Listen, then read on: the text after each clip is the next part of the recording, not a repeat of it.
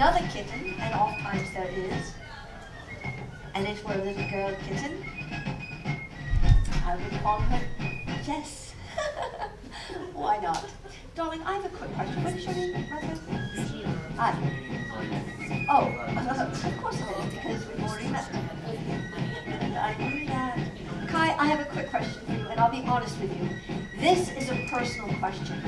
And Kai, if you wish not to answer, you may simply say, Lady Abigail, I do not wish to answer. I mean, maybe not with all that attitude, but I do not. But may I ask the question nonetheless? Kai, what is your favorite color? Green? Who else here fancies green? Raise your hand. Perfect. No one else here? Okay. Darling, what is your favorite color? Pink? Who here is wearing pink? Raise your hand. Not a soul in pink? Well, it is actually more of a spring color. And it being summer, I can see why we have retired that color for the season. Kai, I have a quick question for you. I'm in search of some water, and I'm wondering, sir, didst thou, while you were traveling here, perchance, pass a stream, or a brook, or a creek? Do you call it, Kai, a creek or a crick? My love, creek or crick? Well, didst thou pass a creek, for I am in need of water? And where would you say if you had to give me a direction, so that I may procure some? And sit there, sir, I'll get my own water. Where would I find that said creek? If you could just point which direction. Oh, that's troublesome. Very good. Oh my word, look who just walked in. It's this family. Give them a round of applause. Welcome, friends. Come right down to the front. Push and shove your way right in. Make yourselves comfortable. We still have front row seats. Why not? I always say if you can sit in the front, why not sit there? I say other things too, but I say that all the time. Look at that. Saved just for the four. Just for you. Very exciting. Well, and I will ask, once you are here, remove your cloak, remove thou hat, sit and make yourself comfortable. Thou hast to be very comfortable. Oh, pardon. Well, I'm going off in search of some water. I will be back in a few minutes' time. Kai. Darling, I will be back in a few minutes. But if I am not back by the time you need to start, you stop. Kai, how old are you? 11. Have you enjoyed life thus far? You look like you have. Very good. I'll be back. Chat amongst yourselves, say all nice things. Sir, do you mind if I tell them? Can I? Yeah. This gentleman can sing like no one you've ever heard. He warbles all morning long. In my absence, sir, if you feel the urge to sing, you just stand up and bellow. He has a marvelous singing voice. Just exquisite. And let me see, I cannot manage these by myself, I feel certain. I feel certain. I'm going to get the names of all of these darling young ones. Sweetheart, and you are Andy, and you are perfect. Are you all related? Are you my love? Claire, are you all how old, my love? 8? Who else is 8 years old? Raise your hand. Perfect. Very good. Hands are down. When will you be 9, Claire? July 7th? Oh, heavens. So you just turned 9 yesterday. And my love, when will you be 9 or 10? How old are you? 8. You would think I could recall that thought for 7 seconds. But I've transitioned this way and all thoughts have lost my idle pig. My love, when will you turn and be next year? April 6th. Oh, that is a... That April 6th is one of my favorite years on the calendar, honestly. It is. And I'm partial to December 4th, and I love June 9th. I'll be right back. Darlings, just chat amongst yourselves. Say nice things, of course. I'll be right back, my loves. Enjoy his singing. Enjoy his singing. Oh, it doesn't appear as though the band has ceased to play in my absence. That happens. All goes silent. Oh, my goodness. We will have none of that. Perfect. Kai, are you certain there is no place for water this direction? If I travel here for just a few paces, I'll look. Or even a puddle. I'm really thirsty. I'm certain I will find some water. Sweetheart, what is your name? Alyssa? How old are you, darling? 7. And your favorite color is purple. I love purple too. Who here is wearing purple? Raise your hand. Alyssa, oh, you are, I would call that maroon, would you not? But in your cloak, do you have any purple in your cloak? None at all, with all those colors? Oh, you do. That is marvelous. It's a good color for you. It brings out your pretty cheeks. My friends, I will disappear for just a minute. Sit there. Sir, I will get my own water. I've got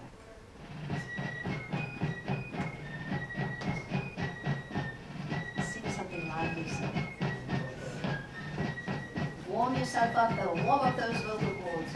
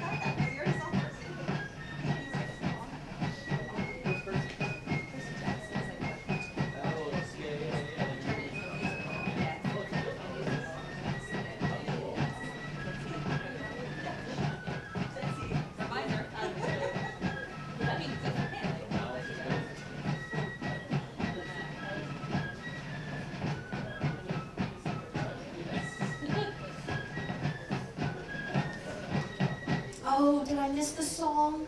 Yes. Oh, heavens. Ah. Maybe the best part of this morning. I missed it, sir? Oh, well, we're going to wait for just a few more of our friends to arrive. They're on their way. It is, however, as we all know, there's a bridge out near Kensington. And we've all had this happen. We are riding our horses along. And lo, you come upon a creek and the horse pauses and will not cross the creek. We've all done this. Then we dismount from the horse. We grasp him by the reins. We attempt to cross the creek, but the horse will not go, and he's tossing his head hither and yon. We've all done this, right, madam? And you cannot understand, does the horse fear the water, or perchance are there flies by his eyes and he's troubled? So nonetheless, you jump over the creek and he does not follow. Look who just arrived. It's that family. A round of applause. We're delighted you're here. Bring yourselves. Look there, huh? Oh, is someone sitting in the front? Or you just you positioned there so no one will sit there. That's perfect. That is marvelous. Well, excellent. I appreciate that. Nonetheless, now your horse is still on this side of the creek, and eventually he does jump over. Alack, he does on your foot step. Now he has broken your little toe. We've all done this. So now you are frightfully late. You are so injured that you cannot remount on the horse and you must walk. You watch the next group that comes in. They will perchance have a broken toe, or at least their feet will be wet from the creek. We'll see. We will see. I think I can manage these on my own. I can. I am feeling bereft. I have not met this gentleman and my heart will break. And what is your name? Gary. Gary. Oh, we have Gary?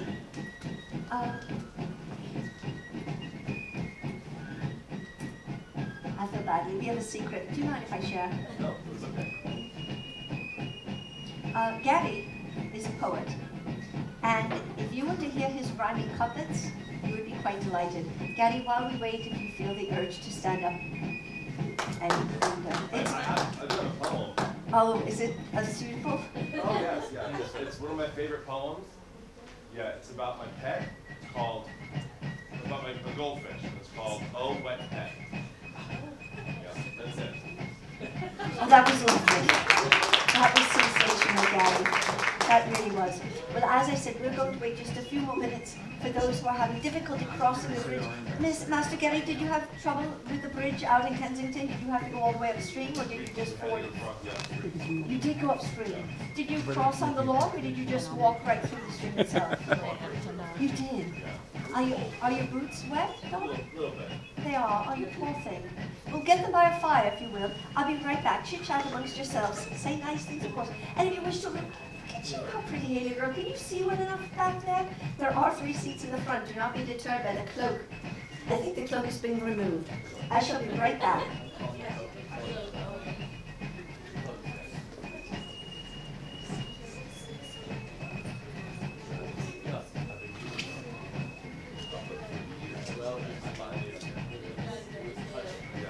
Morning, everybody. Morning. I don't have a microphone on, so he can't turn down my volume. I'm sorry, but that's how it goes. Welcome, everybody, to the Pocono Theater. We're thrilled to have you here this morning. And, Welcome, darling. I just thought I would adjust the sound for you. oh, I can, they can hear me over it, I think. Gary, can you hear over that? Yes. Gary, If they can't hear me, yeah, I only use the microphone when I wanted my volume to be down lower. But welcome to the Pocono Cinema. We're thrilled to have you here this morning. You are sitting here in the Winston Jones Theater here at the Pocono Cinema. Does anybody know who Winston Jones is? Well, as you came in the theater, on your right-hand side, there's a picture of a dachshund, a dog. That's Winston Jones. His owner paid to name this theater for Winston Jones. So you are sitting in the Winston Jones Theater. We also now have here in the Winston Jones Theater on the 3rd Saturday of every month, but not today because we have this. The 3rd Saturday of every month we have something called the Madeline Doyle Family Film Series. I think somebody came in and they had a reservation, their name was Doyle. I doubt that they're related to Madeline Doyle though, because Madeline Doyle is a ferret. So we have a film series named for a ferret, takes place in a theater named for a dog, and what we do is once a month we show family films. This month it was Shrek, which we showed last week because of this show. For anybody who really loves Shrek, there'll be a special showing tomorrow night, 7 p.m. Free admission, of course, as all of the family film series is. Next month, March 16th, 3rd Saturday of March, will be Trolls. Again, free admission. We are prepared to show it in all 3 theaters, which means that we can fit 300 people at 10 o'clock and at 1 o'clock. The reason why I mention that is if you have a group, school group, church group, whatever, birthday party even, anything, and you want to have a party at the movies. You know, we do rent out the theater for parties, but for those of you who would like, you can come to the family film series. We'll set aside a group of seats for you, maybe even set aside a whole theater. We can even give you special deals on the popcorn, soda. We can arrange to have pizza and all that kind of stuff. So think about it. Madeline wants to fill this theater. So please remember that. One other thing I want to mention that is we do have a $10 family real deal for every movie every time. So right now for the Lego movie, come the end of March for Dumbo, for any of the other movies we show, $10. It's your admission, regular size popcorn, regular size soda. We also offer discounts on upgrades. If you want to go to the large soda, large popcorn. If you want to add a box of candy, it's $1.50 instead of $2.50.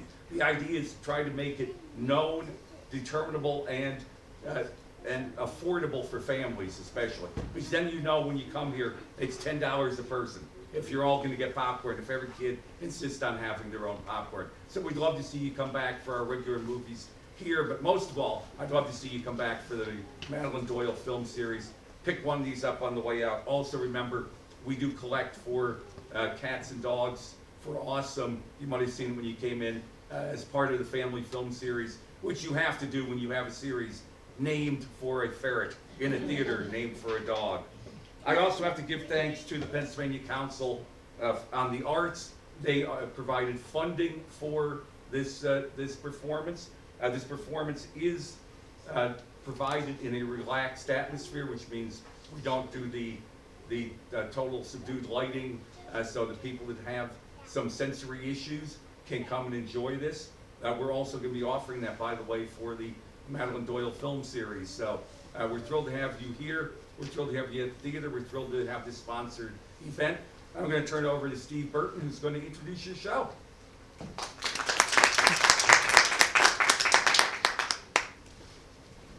Hey everybody. So our performer today comes from Kids Interactive Theater. She has 16 different shows ranging from ancient Egypt to women's rights and performs over 275 programs each year. And today she brings us the American Revolution. Please welcome Abigail Datchery. And thank you, my darling, for that very kind introduction. Friends, before we do get started this day, I first want to thank you all for joining me here. It was very kind. I do have just 2 favors I shall ask. The first favor is this. I shall ask you to sit nice and tall, after all we are at the theatre. Secondly, welcome, darlings. There's still seats down here in front if you want to push and shove your way in. Secondly, I want to mention that this is a participatory program. For those of you who would like to join me up here, all you need to do is raise your hand. For the adults, it is indeed participatory. However, if anyone here this day is not feeling particularly participatory-ish, you may simply give me a head shake. I can take a hint. However, if no one will join me up here, well, then I'm doomed. So, if we're all quite comfortable where we are, we're sitting flat, our chins are high. Gary, that's a high chin. Very well, we shall begin. At first, as you did just learn, my name is indeed Abigail Datchery, and I have traveled all the way from the colony of Massachusetts. Well, it's actually hard to see Massachusetts from here, but I've traveled all the way from Massachusetts to be with you here today in Carpenter's Hall, Philadelphia. After all, it is July 8th, 1776, and we're all here gathered to listen to the first public reading of the Declaration of Independence. Now, I feel certain you are all as excited as I am to hear the Declaration read. And Thomas Jefferson, the man who wrote the Declaration, he will be here any moment to read it to us, which is really exciting. Thomas Jefferson. Oh. Thomas Jefferson. Ah, awkward. I thought he would already be here by now. Ah. Well, while we have a minute or two to wait for Mr. Jefferson, perhaps I would introduce to you a friend with whom I've traveled all the way from Massachusetts. He is a dear friend of mine, a true patriot, an extraordinary speaker, a marvelous dancer, and I might add, a rather capable brewer. He is my dear friend, undoubtedly yours. Oh, I hope he adores me as much as I adore him. Beloved Mr. Samuel Adams. Mr. Adams, will you join us up here? Give him a round of applause. Oh, sorry that you remove your jumper. Just as a matter of sorts. Why not? Come right on up here, sir. This is going to be so smashing on you, my love. Look here. Be careful, darling. There is, yeah, there you are. Look at this, Mr. Adams. This shall be excellent on thee. And it is. Tight, we'll talk to your tailor. Oh, my lord, as is the fashion of the day. Perfect. Will you stand right here, my friend? Give him a round of applause. Sam Adams, everyone. Now, Mr. Adams, whilst you and I were traveling all the way from Massachusetts here, you and I were chatting all the while about how all this talk of independence got started, did we not? Yes, you did. Well, sir, while it doth appear as though we have a few minutes before Mr. Jefferson doth arrive, He's always late. he is. Well, why not you and I share our conversation with all these patriots here, shall we? Sure. Well, did you wish to recount our conversation word for word, or would that rather I did? No, you can. You do not mind? Very well. Well, my love, why don't you rest your weary bones where you were seated, and I will begin. But, Mr. Adams, if I forget a word, you will remind me, will you? Yes. Everyone, Mr. Samuel Adams. Well, my friends, I expect Mr. Adams would wish for me to start at the beginning. Yes. For you, Mr. Adams, I shall. If you were James Monroe, I would never start there. But for Sam Adams, the beginning. You see, my friends, it all started back in the turbulent 60s. The 1760s, of course, just after the French and Indian War.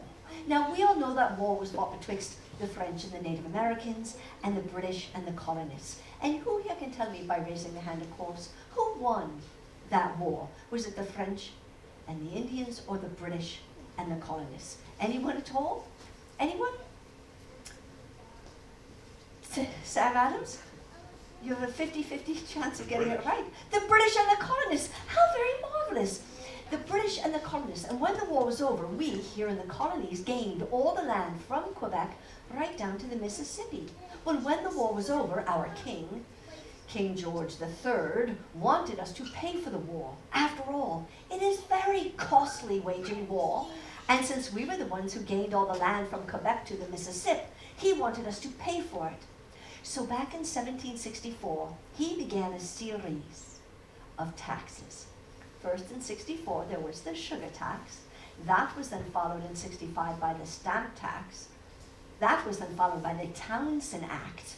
Well, we were so furious about these taxes. Well, look at Mr. Adams. Look how angry he was. That is one brooding man.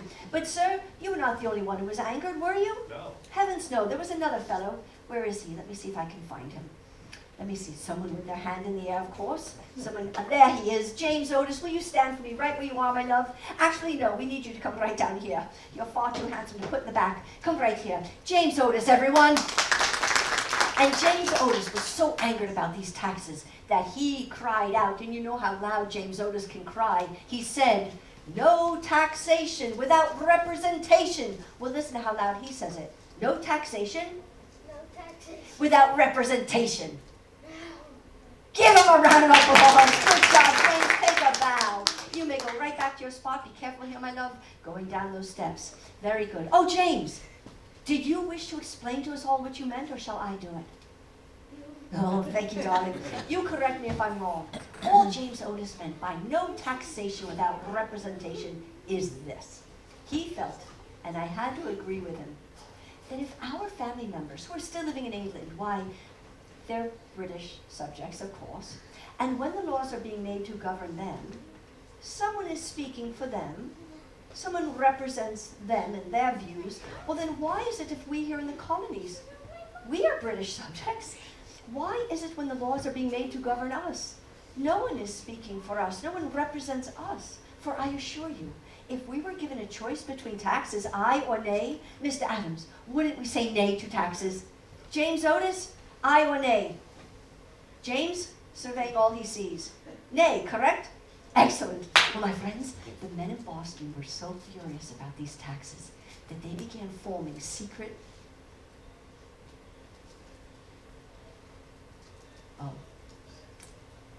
Oh, I'm sorry.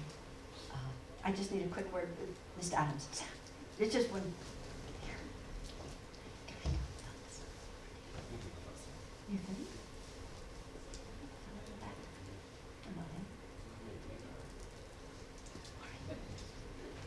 My friends, the men in Boston began forming secret societies. They were known as the Sons of Liberty. I said it. I was a member of the Daughters of Liberty. Were there any other women here members of the Daughters of Liberty? You know, I thought you looked familiar. Oh, my friends, these secret societies began to arrange boycotts, meaning we would not purchase the various goods we were being taxed on, like lead, paint, tea, molasses, and riots were breaking out. Well, our king, King George III, wanted to quell, or rather put down these riots. So he sent in 4,000 troops into Boston. I need 4,000 troops. Let me see if I can find some helpers. Someone sitting, oh, darling, will you join me up here? Good, come right down up here. My love, come right down up here. Perfect. Claire, come on up here, darling. Sweet, my love, come right down up here. Perfect. Oh, this will be magnificent on you. You can be assured of that. Look at how perfect. That's a good color for you. Darling, come right here. 4,000 troops. Good. Right here, my love. Look at this. Excellent. Good, sweetheart. Perfect. Marvelous. Right here. Now, these soldiers stood with their chins high. Take a half a step back. Their chins high, their shoulders back, their hands down by their side. Oh, they were a formidable group. But to make matters worse, there were not enough barracks, or rather, places to house these soldiers. So the king instilled another act he called the Quartering Act, whereby we had to allow these soldiers to live in our homes, in our quarters. Well, it was bad enough they were snooping around our shops. Now we had to let them live in our homes? We were outraged, were we not, Sam? Yes. You can see, outraged. My friends, things came to a head by 1770. Let me explain. Soldiers, come right over here, darlings. Put your back against the wall if that would. Facing me. Shoulder to shoulder. Excellent. Perfect. You are the main guard. Now, my friends, I hope you can remember this date. It was March 5th, 1770. Say, has anyone here ever been to Boston in March? Anyone at all? No one? Sir, wouldn't you say it was cold? Very well. If you do not believe me, ask him. He's been there. And on this date, which we'll never forget, March 5th, 1770, there was a soldier standing in front of the customs house all by himself, which is why we called him the Lone Soldier. Well, the name seemed apt. Oh, there seems to be a true red coat here, looking very pretty. All the soldiers are looking lovely. Look at you, darling, in your red cloak. Come right on up here, my love. You wearing red. Friends, come right down here. Push and shove your way down. There's room right here in the front. Come here for the Lone Soldier. Round of applause. Excellent. That is marvelous indeed. Perfect. And the Lone Soldier stood right in front of the customs house with musket in hand. Perfect. And on this date, which we'll never forget, March 5th, 1770, there was a fellow walking down the street. He was the apprentice to the barber. He was the barber's apprentice. I'll show you. He's here with us right now. Let me see. Looking for someone with their hand in the air. Sweetheart, come right down here. This will be so handsome on you. Come right over here. Marvelous. Watch your step there, darling. And look at this. Put your face in the sun, darling. That is handsome indeed. Now, he was simply walking down the street. Good. And he kept walking and walking and walking and walking until suddenly he stopped. He looked across the street.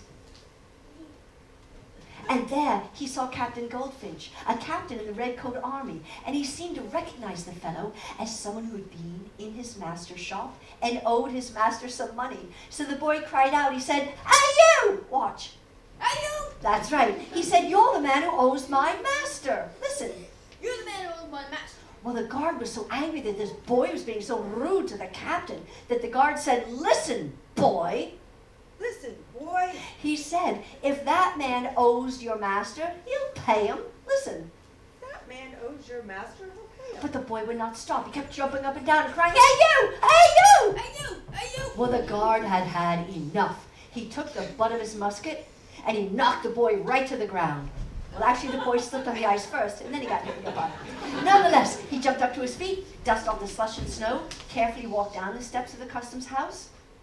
But then he went running right up King Street as quickly as he could. Excellent. Well, my friends, had this young lad disappeared forever, things would be quite different. However, was it 20 or 30 minutes later he returned? 20. Didn't take long, does it? It never does. 20 minutes later, that young lad returned, wait there, my love, with a mob of angry men. I have to get you a mob of angry men. Let me see. Looking for some helpers. Someone with their hand in the air. Darling, will you join him in the back? Perfect. Darling, will you join him in the back? Sweetheart, move your cloak, hat. Right here, right in the back. Yeah, perfect. Just throw the hat somewhere. Sweetheart, we can never start too young, or maybe we can. This is problematic. And we need one more. One more. Perfect. We need a couple of ladies in the mix. Now then, on this date, which we will never forget, March 5th, 1770, these fellows had no weapons, but it was March. It was cold. So what did they do? They bent down and packed really tight snowballs. They'll show you. They're very good at that. I'm told one put a brick in theirs. That was all he had to say. And they then came running back down as quickly as they could. And of course, they walked carefully up the steps of the customs house. My love, I'll put you right here. And they formed a mob on this side of the customs house with snowballs in hand. Good. Oh, there it is. And as soon as they arrived, they started to cry really nasty names to the guard. I'll tell you what they said. They cried out, "Lobster back, bloody back." Listen. Lobster back! Well, the scene more frightening in the moment. And the guard began to tremble. And he cried out, "Help! Main guard! Main guard!" Watch. Main guard, help, Yeah, help. and he cut to the chase. Well, the main guard came running to his aid. They lined up right here on either side of me with muskets in hand. Perfect. Well, the lone soldier did not want to stand in the crossfire, for that's how you get shot in the side. So he joined the lineup. And my friends, this all happened so swiftly, we're going to have to show you in very slow motion how it went. But my friends, No one knows for certain who cried the word fire, but when these soldiers heard the word fire, they blasted into this mob of poor, defenseless patriots, dropping them to the ground. All of them down. Oh, very dramatic. Oh, sweetheart, sadly, you were the only one not hit. You just slipped on the ice. Again. Good. 5 defenseless patriots. Careful, darling. Yeah, sadly. Right over here. 5 defenseless patriots fell to the ground. Well, word traveled very swiftly throughout the streets of Boston about this. Oh, darling, you're down. There you are. About this horrible act down at the customs house. And as soon as it fell upon the ears of Samuel Adams, Sam jumped up to his feet. He started waving his arms around like a madman, and he cried out, "A massacre! A massacre! The Boston Massacre!" Well, he does it better than I do. Watch. A massacre! A massacre! The Boston Massacre! Give him a round of applause. Good job, Sam Adams. So proud of you. My loves, carefully stand yourselves up. Be careful not to step upon anyone's little fingers. Come right here next to me. Shoulder to shoulder. Put your face in the sun. I'm so proud of you. That's it according to height. Friends, come here. Turn yourselves around so you two are facing into the sun.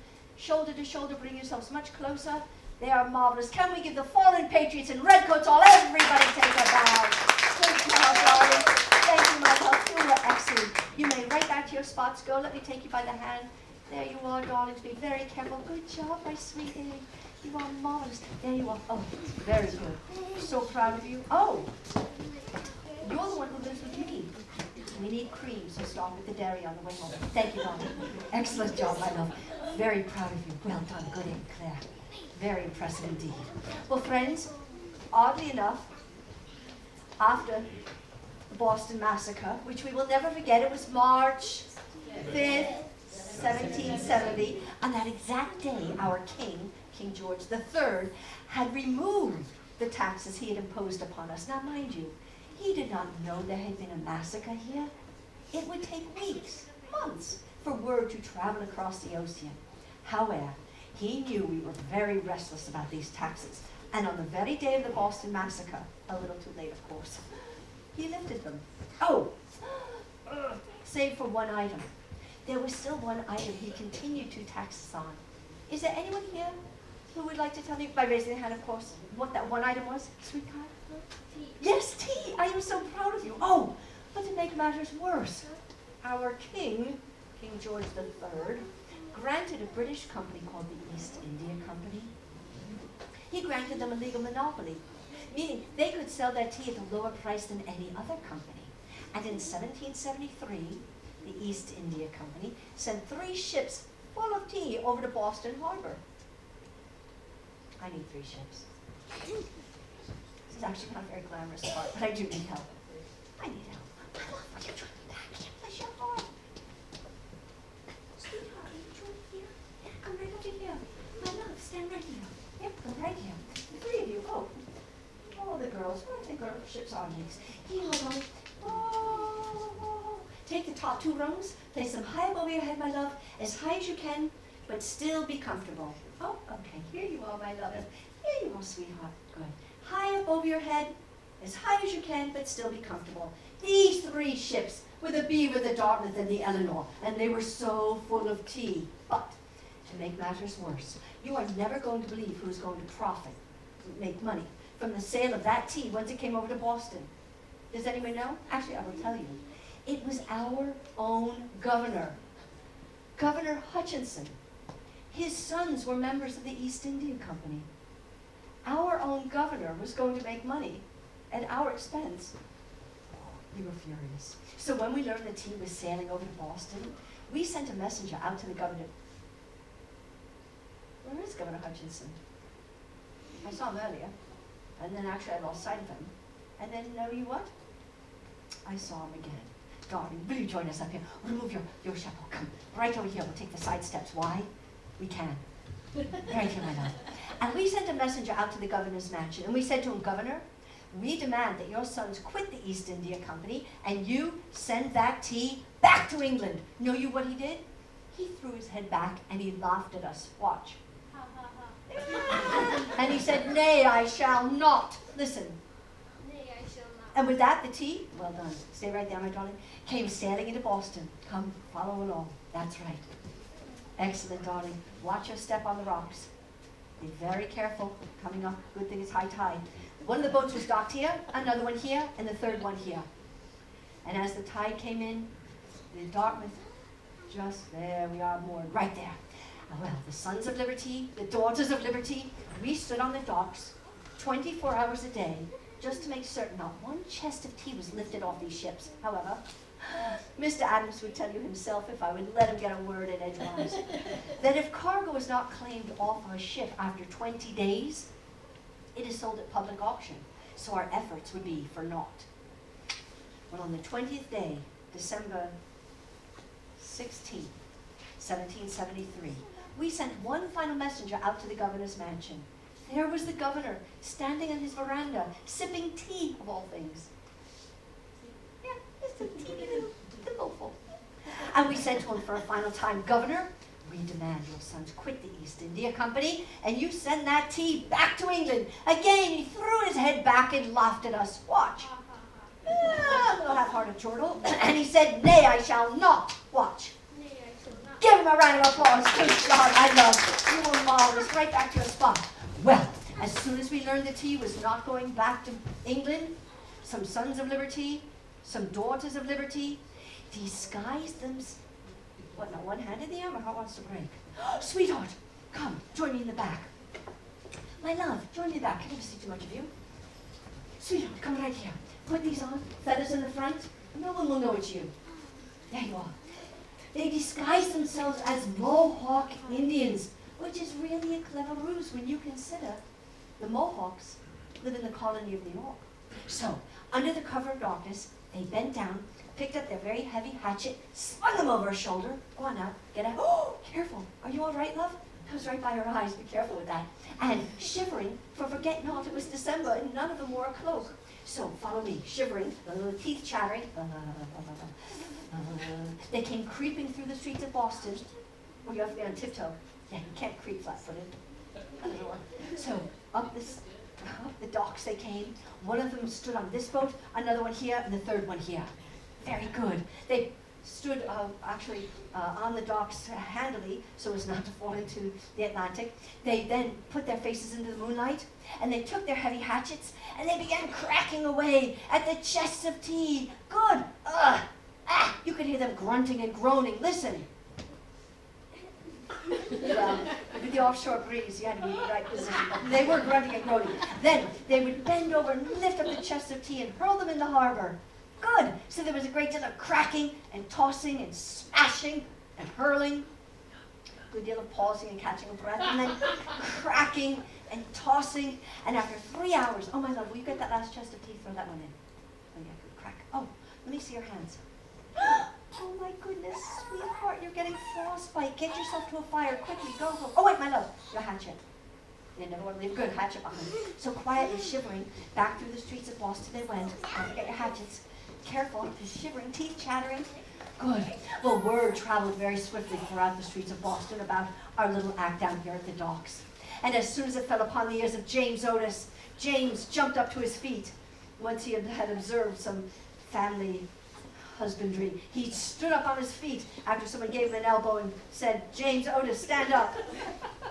There you are. James jumped up to his feet. He started to wave his arms around like a madman, and he cried out, a party, the Boston Tea Party. Watch. A party. A Boston Tea Party. A Boston. Not to be confused with the Pittsburgh Tea Party. Give him a round of applause. Take a bow, James Otis. I'm so proud of you. Darlings, will you join us down here? Come right back as you were. Come to this side of me if thou wouldst. So proud of you. Put your faces in the moonlight. Can we give a round of applause for the Beaver, the Dog, the Elder, and the Daughters and Sons of Liberty? Everybody take a bow. Good job, my love.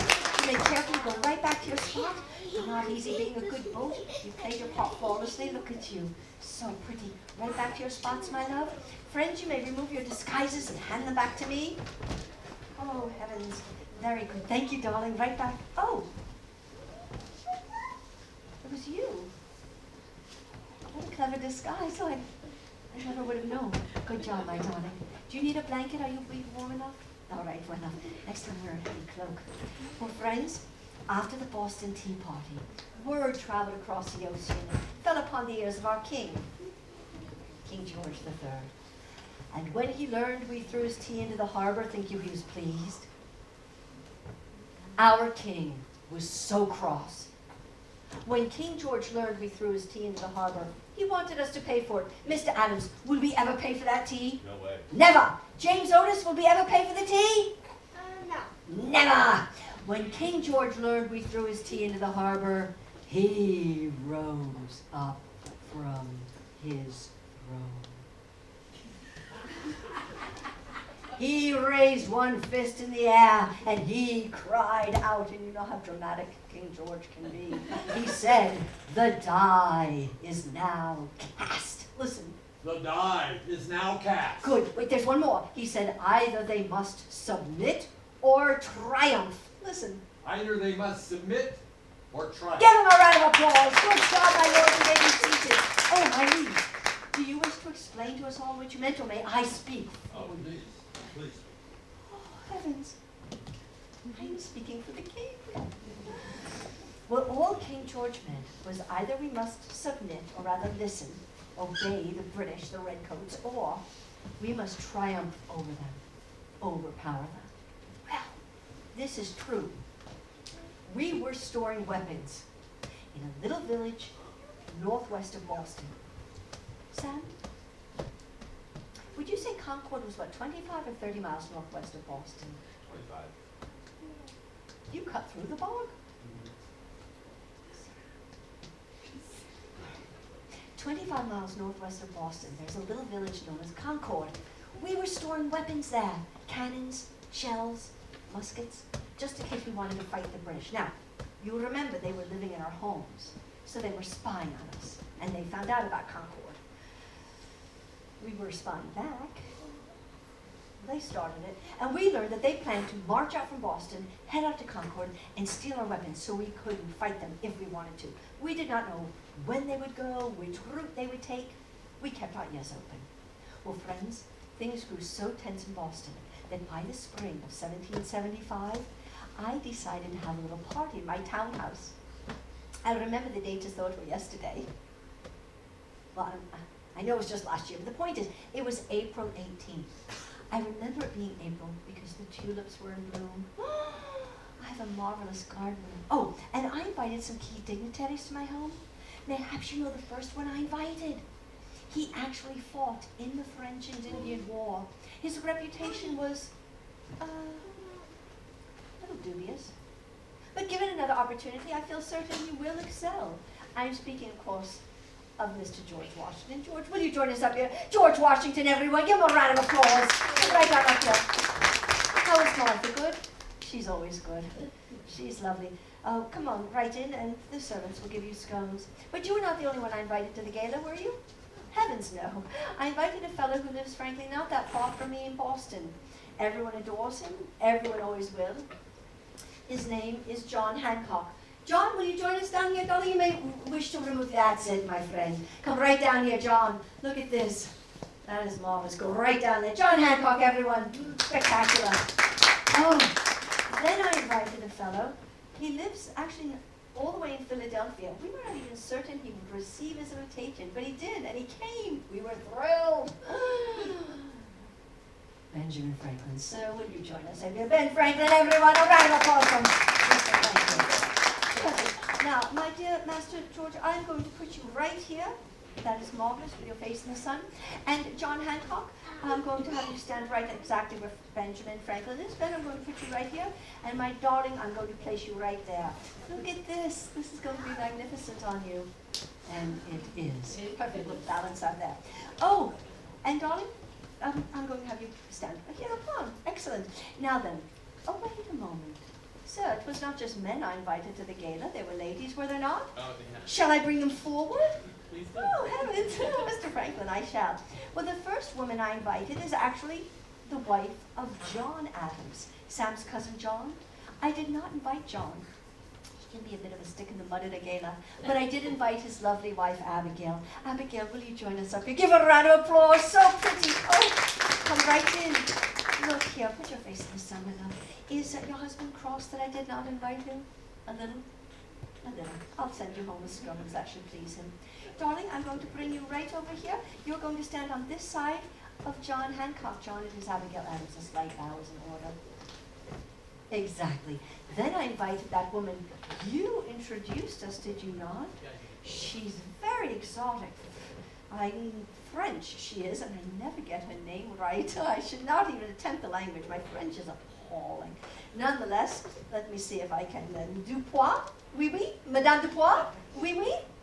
Oui, oui. Look at this. It matches perfectly. Madame Dupois, everyone. Give her a round of applause. Madame, watch your step here, darling. Watch your step. Oh, she is lovely and elegant. Madame Dupois, I'm going to put you right here next to George Washington. George is slight bows in order. It is Madame Dupois. Now, after we had some feasting and merrymaking, you should hear the stories of Benjamin Franklin. Well, afterwards, Madame Dupois felt this would be an opportune time, and I could not argue with her, for her to teach us the latest dance from France. But the ladies will need their fans if they're going to dance. Mrs. Adams, what color fan would you care for? Oh, I cannot blame you at all. It is marvelous indeed. Madame Dupois, what color?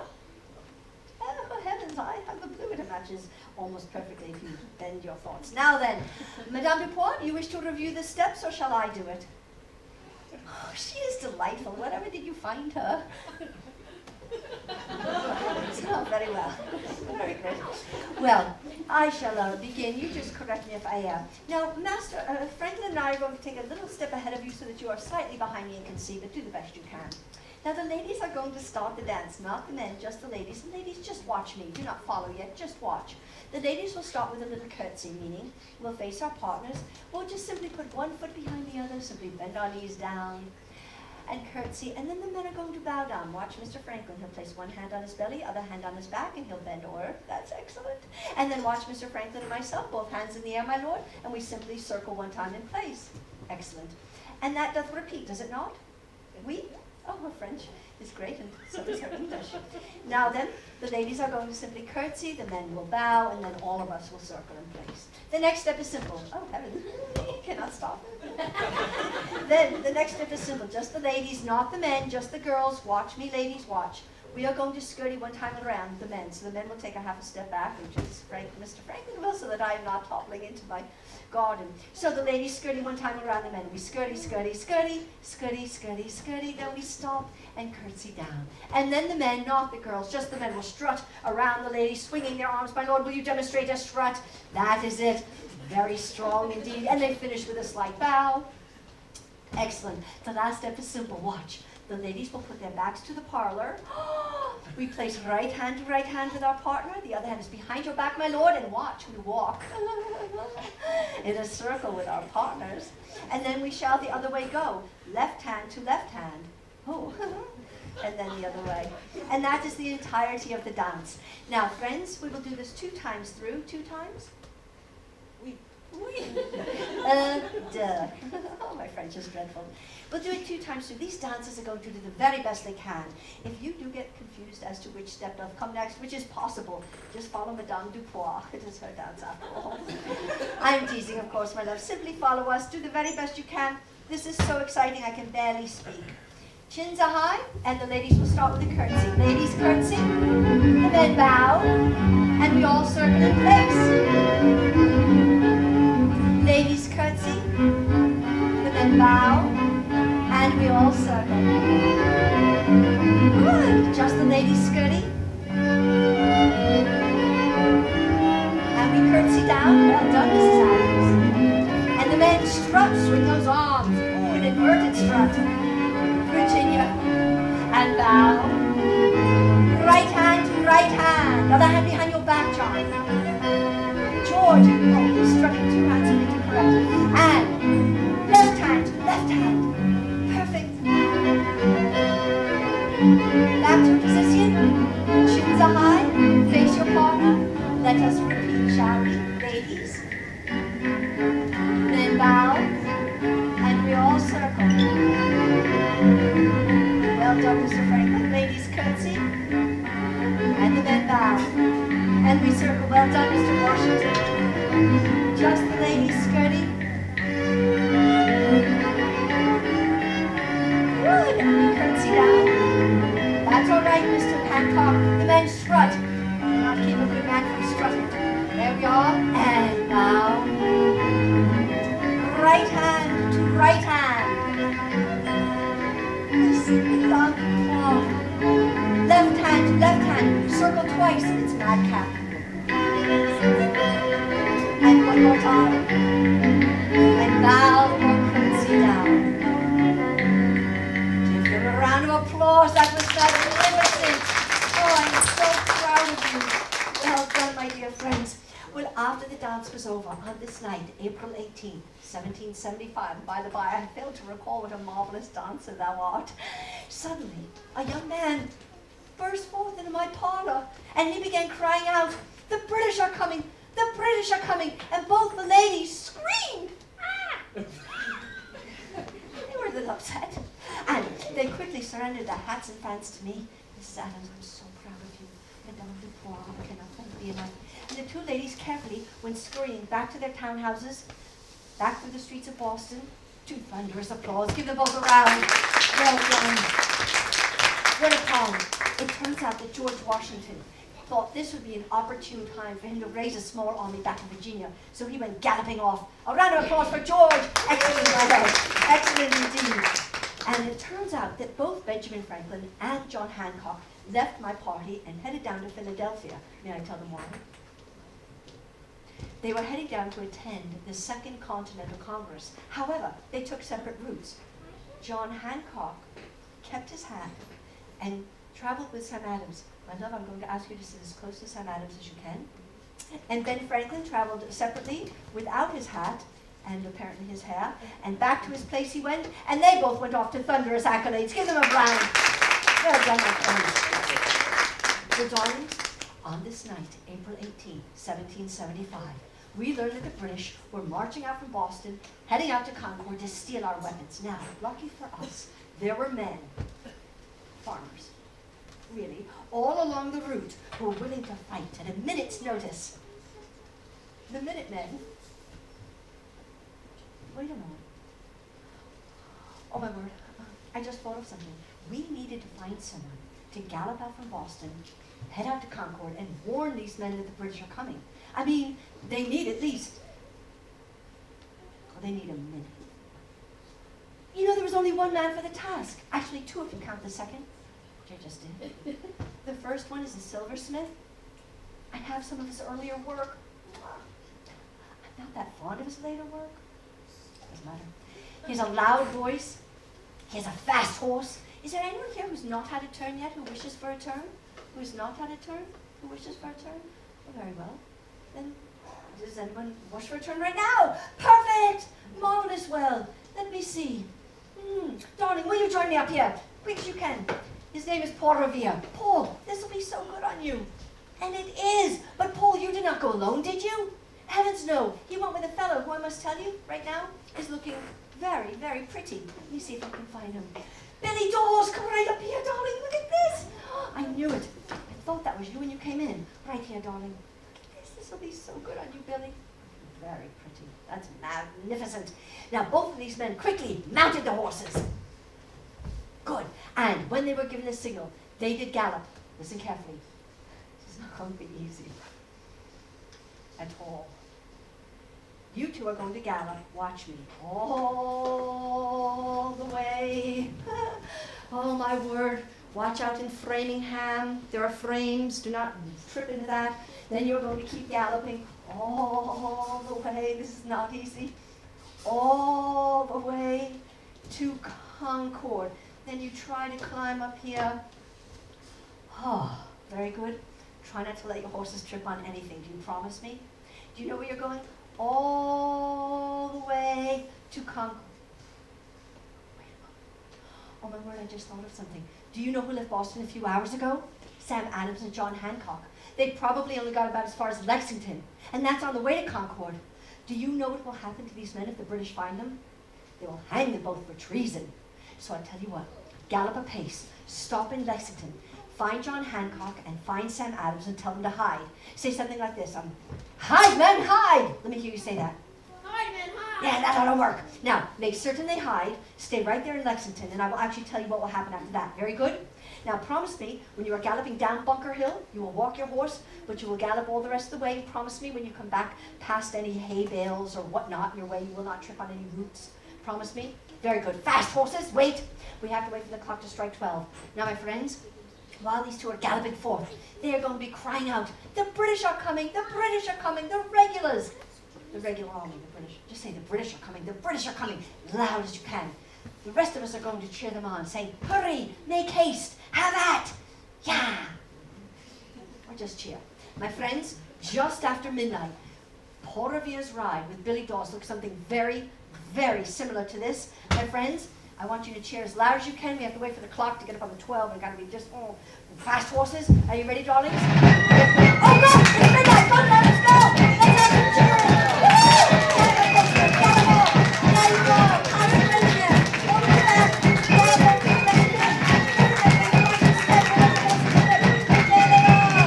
Tell them to hide! John? Sam?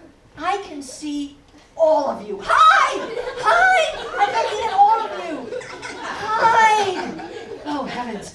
My friends, that's perfect. Right there, however, in Lexington, Billy Dawes and Paul Revere were captured by the British. Now, for reasons I cannot understand, they were not both hung for treason.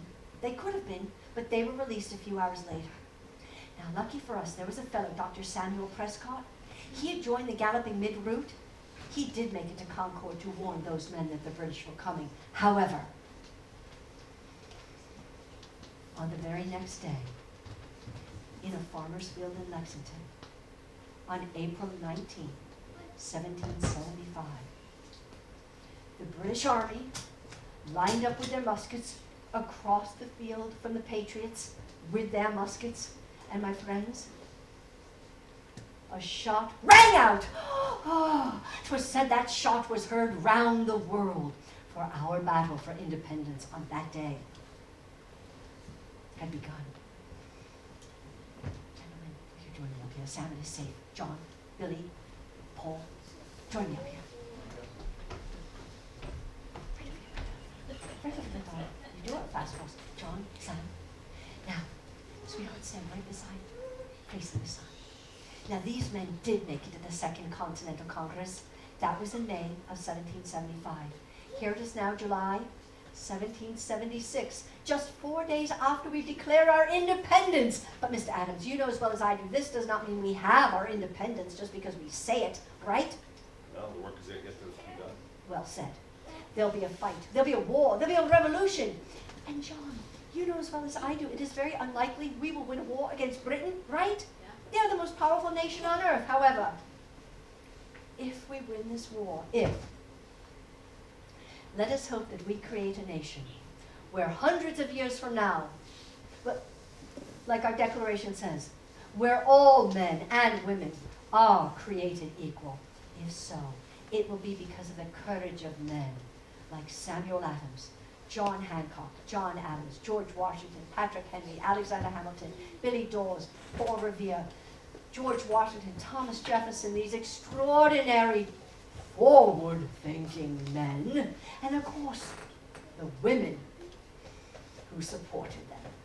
Can we give these handsome fellows a final round? Take a bow, gentlemen. Well done, Billy. I'm so proud of you. You may go right back to your spot. Oh, Paul, you know the bracelet you made for me, the silver one? It has a couple of dings in it. Shall I bring it by your shop? Have you hammered out? What day is good for you?